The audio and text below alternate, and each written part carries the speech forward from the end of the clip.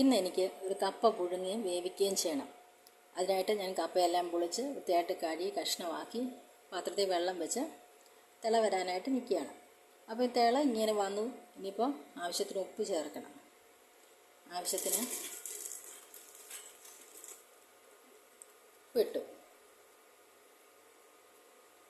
ഇനി ബാക്കി പിന്നെ കാണിക്കാമേ, വെന്തതിന് ശേഷം കാണിക്കാം. കപ്പ വെന്തൊന്ന് നമുക്ക് നോക്കാമേ.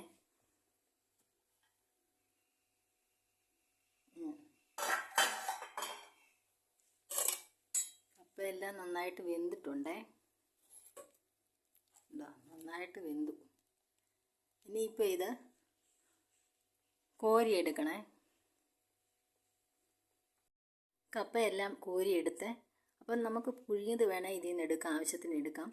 പിന്നെ വേവിക്കണമെങ്കിൽ ഇത് ആറിയതിന് ശേഷം ഇതിൻ്റെ വേരുണ്ടല്ലോ, ഈ വേര്, ഇത് നമുക്ക് ആറിയതിന് ശേഷം ഇങ്ങനെ കൈകൊണ്ട് പറിച്ച് കളഞ്ഞിട്ട് ഇതൊന്ന് തവി കൊണ്ട് വല്ലതും ഉളച്ചെടുത്തിട്ട് നമുക്ക് അരപ്പും ചേർത്ത് വേവിച്ചെടുക്കാം.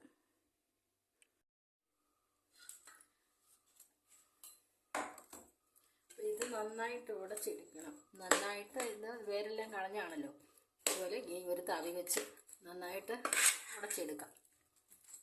ഇപ്പം നമ്മൾ ആവശ്യത്തിന് ഉപ്പിട്ട് പുഴുങ്ങാൻ നേരത്ത് കുറച്ച് ഉപ്പിട്ടില്ലായിരുന്നു. അപ്പം പോരാങ്കിൽ കുറച്ച് ഉപ്പൂടെ നമുക്ക് ചേർക്കാമേ. ഞാൻ കുറച്ച് ഉപ്പൂടെ ചേർത്ത്.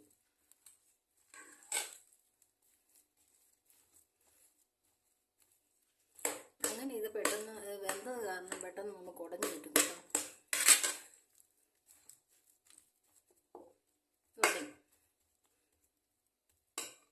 ഇനി ഈ അരപ്പും കൂടെ ഇതിനടുത്ത് ചേർക്കണേ.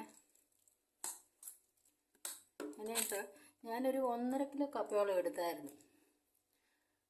അപ്പോൾ ഇതൊരു അരമുറി തേങ്ങാളുണ്ട്, അത് തിരിഞ്ഞിട്ട് പിന്നെ 4 പച്ചമുളകും ഒരു 5-6 ചെറിയ വെളുത്തുള്ളിയുടെ കഷ്ണവും പിന്നെ ഇച്ചിരി മഞ്ഞൾപ്പൊടി ഇതെല്ലാം കൂടി ചേർത്ത് ചായച്ചെടുത്താണ്.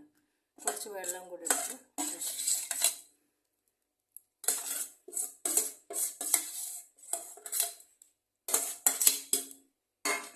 അങ്ങനെ ചായച്ചെടുത്ത്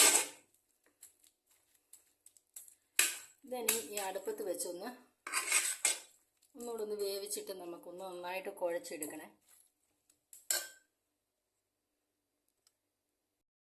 കപ്പയുടെ വേരെല്ലാം കളഞ്ഞ് വൃത്തിയാക്കി വെച്ചിട്ടുണ്ട്. ഇനി അരപ്പും കൂടി ഇട്ട് നമുക്ക് വേവിച്ചെടുക്കാമേ. കപ്പയെല്ലാം ഉടഞ്ഞു, പിന്നെ അരപ്പും കൂടി ഇട്ട് നമുക്ക് വേവിച്ച് നന്നായിട്ട് എടുക്കാം. ഇച്ചിരി വെള്ളം കൂടി ഒഴിച്ചിട്ടുണ്ട്. ആ വെള്ളം ഒന്ന് പറ്റിയിട്ട് ഒന്ന് കുഴച്ചെടുക്കാമേ. അങ്ങനെ കപ്പ വേവിച്ചെല്ലാം റെഡിയായി. പിന്നെ അതിൻ്റെ കൂടെ കഴിക്കാനുള്ള മീൻ കറി പിന്നെ മീൻ ഫ്രൈയും റെഡി ആയിട്ടുണ്ട്.